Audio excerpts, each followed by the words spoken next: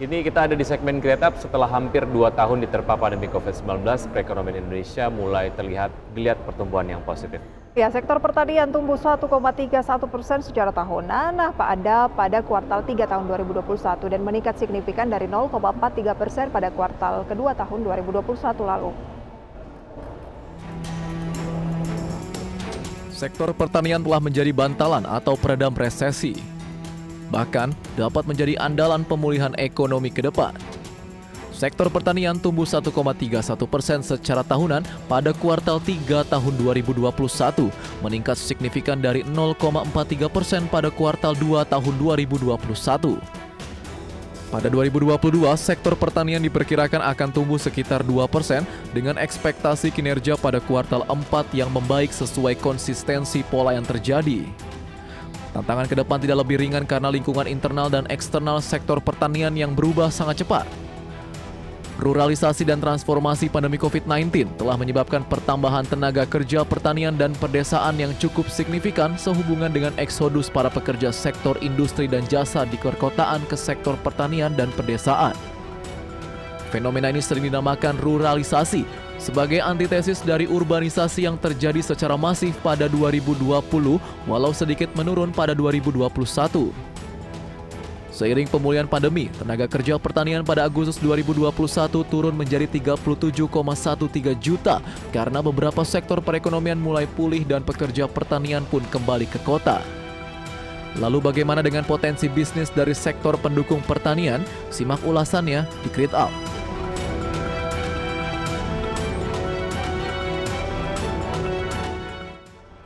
Untuk membahas tema kita kali ini, pemirsa, mengenai percepat digitalisasi pertanian dengan startup, sudah tersambung dengan line Zoom bersama dengan Mas Andreas Kristianto, Chief Operating Officer dari GoComodo. Selamat pagi, Mas Andreas. Selamat pagi, Risa dan juga Wiki. Wiki. Ya, betul. Pagi. Terima kasih atas waktunya pada pagi hari ini. Oke, terima kasih atas waktunya, terima kasih sudah bergabung. Mas Andreas, saya ingin tahu sebetulnya bagaimana Anda melihat tumbuh kembang bisnis penunjang sektor pertanian di Indonesia sejauh ini dan bagaimana sebetulnya ini akan memberikan dampak yang juga signifikan terhadap sektor pertanian itu sendiri. Oke, baik. Terima kasih, Wiki, pertanyaannya. Tadi topiknya adalah mempercepat digitalisasi pertanian dengan startup gitu ya. Tapi mungkin saya sedikit menambahkan bahwa GoComodo kami tidak hanya fokus sebetulnya di pertanian, tapi agribisnis secara keseluruhan. Nah, jadi agribisnis ini terdiri dari pertanian dan perkebunan, seperti itu ya. Di mana perkebunan itu antara lain seperti perkebunan kelapa sawit, teh, tebu, dan karet, itu masuk ke perkebunan. Sedangkan kalau pertanian itu seperti padi, jagung, tanaman-tanaman hortikultura, begitu ya, itu merupakan bagian dari pertanian. Nah, Indonesia itu memiliki lebih dari 40 juta hektar lahan agrikultur seperti itu.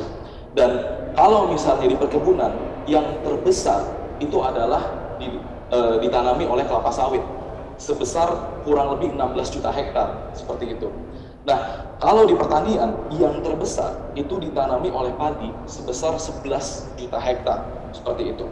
Nah, lahan kita ini begitu besar, hanya saja memang kami melihat bahwa belum optimal begitu.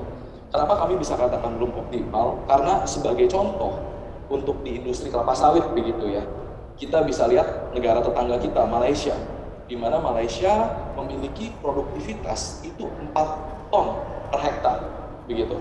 Sedangkan saat ini Indonesia kita baru ada di angka 2,7 ton per hektar.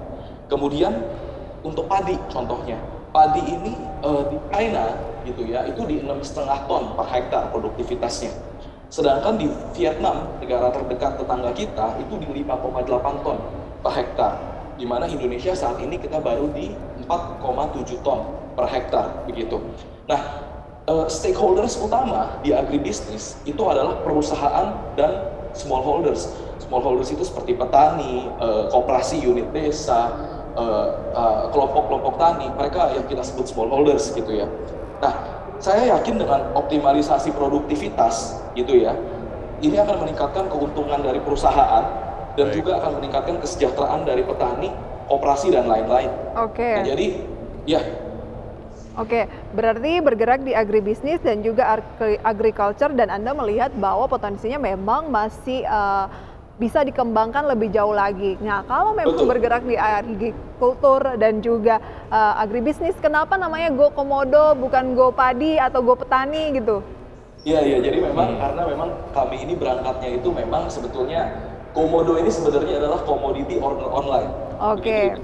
ada Jadi singkatannya ya? sebenarnya komoditi secara keseluruhan, nggak cuma agribisnis ke depannya seperti itu.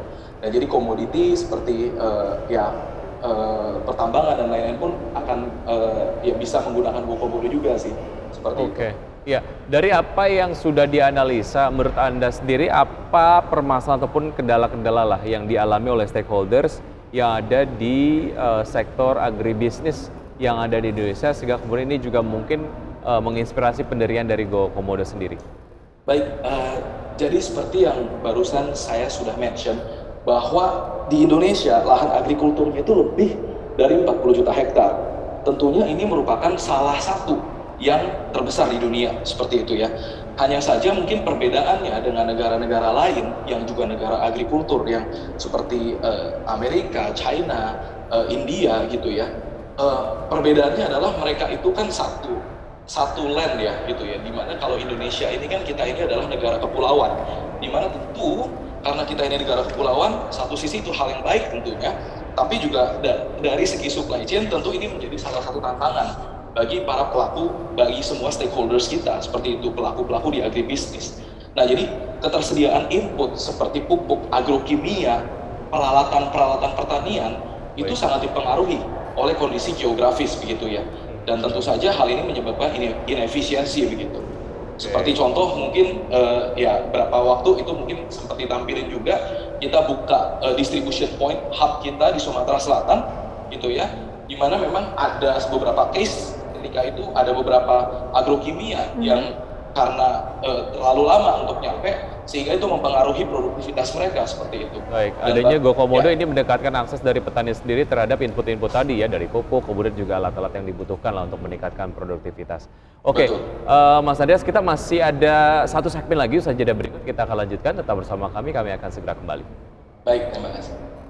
Kembali di Kereta dan kami masih berbincang bersama Mas Andreas Kristianto, beliau adalah Chief Operating Officer Go Komodo.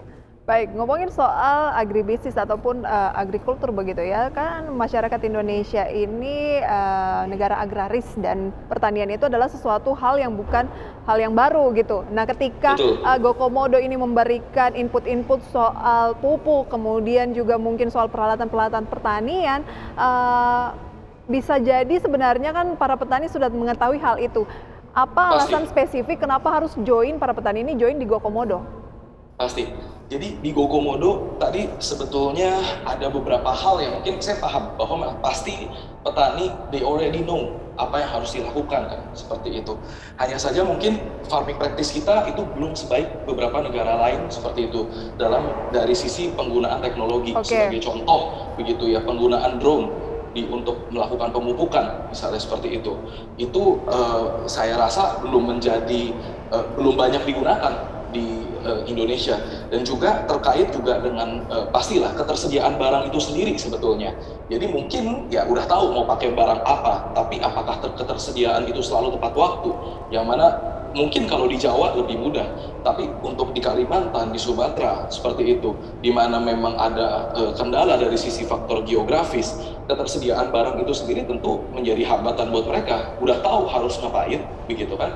Tapi nggak tahu bagaimana cara untuk ya mendapatkan produknya tepat waktu, dan apakah produknya itu udah pasti tepat misalnya seperti itu, dan udah pasti nggak ada campuran dan lain-lain. Itu hal-hal seperti itu sih. Baik, juga mekanisme apa yang ditempuh oleh Go Komodo sendiri agar ketepatan waktu sampainya begitu hal-hal yang dibutuhkan oleh teman-teman petani ini bisa dilakukan? Mekanismenya seperti apa? Baik, salah satu memang yang kita lakukan adalah pertama adalah kami akan lakukan dua pendekatan. Yang satu adalah pendekatan secara digital, yang kedua adalah pendekatan secara infrastruktur. Begitu. Secara digital tentu kami sedang membangun sebuah ekosistem digital begitu ya, yang sebenarnya itu nggak cuman karena ini merangkul kedua stakeholders baik perusahaan maupun petani seperti itu ya. Bagaimana menggunakan ekosistem digital ini baik perusahaan maupun petani diuntungkan. Itu pertama. Yang kedua adalah infrastruktur. Kalau misalnya tadi kita lihat di tayangan, betul bahwa GoComodo kami akan membangun distribution point di seluruh area pertanian, pusat-pusat pertanian di Indonesia gitu ya. Dimana saat ini kami sudah ada di 4 provinsi, dan pada akhir tahun ini kami akan hadir di 12 provinsi, dan di akhir tahun depan harapan kami ya kami bisa hadir di setiap provinsi seperti itu. Oke, hadir di sejumlah provinsi ini tentunya butuh operasional dan juga penunjang lain yang signifikan. Nah, bagaimana menghadapi hal tersebut? Betul. Jadi operasional tentu menjadi salah satu challenge buat kami begitu ya. Hanya saja memang hal yang perlu kami lakukan adalah berkolaborasi dengan tentunya dengan orang-orang setempat seperti itu ya, dengan penduduk-penduduk lokal, bagaimana mereka juga bisa mendukung, karena balik lagi tentu ketika kami membangun sebuah distribution point ini perlu diterima terlebih dahulu oleh mereka seperti itu, dan tentu menjelaskan bagaimana benefitnya, bagaimana manfaat digitalisasi ini, yaitu yang menjadi challenge kami, sehingga memang tim dari GoComodo ini sendiri pun akan terus membesar seperti itu. Kami akan punya tim di setiap area-area di mana kami membangun distribution point tersebut seperti itu. Sangat singkat Mas Andreas, target GoComodo ke depan apa? Target kami ya tentu dari sisi digital ya, kami ingin agar ekosistem digital kami itu hadir di seluruh semua orang ketika mereka mau tahu soal yang namanya agrikultur, mereka mau tahu farming practice, mereka bisa masuk ke dalam ekosistem digital kami. Mau beli barang, mereka mau tahu distribution point kami di mana, mereka bisa masuk ke dalam aplikasi kami. Kemudian untuk dari sisi distribution point, kami ingin seperti yang tadi saya sudah mention sebelumnya, untuk hadir di seluruh daerah di Indonesia, dan kami ingin memberikan pemerataan pengetahuan khususnya farming practice yang nggak cuma ada di perusahaan, tapi juga kami ingin bisa agar petani kita lebih produktif, meningkatkan produktivitas dan yield mereka seperti itu. Oke, semoga dengan adanya GoComodo ini petani bisa lebih produktif, kemudian juga distribusi lebih maksimal, merata, dan pengetahuan merata begitu ya bagi para petani di seluruh Indonesia. Baik, Mas Andreas, terima kasih atas waktu dan juga penjelasannya. Sukses untuk Anda, sukses untuk GoComodo. Sampai jumpa. Selamat Terima pagi. kasih. Ya, mari.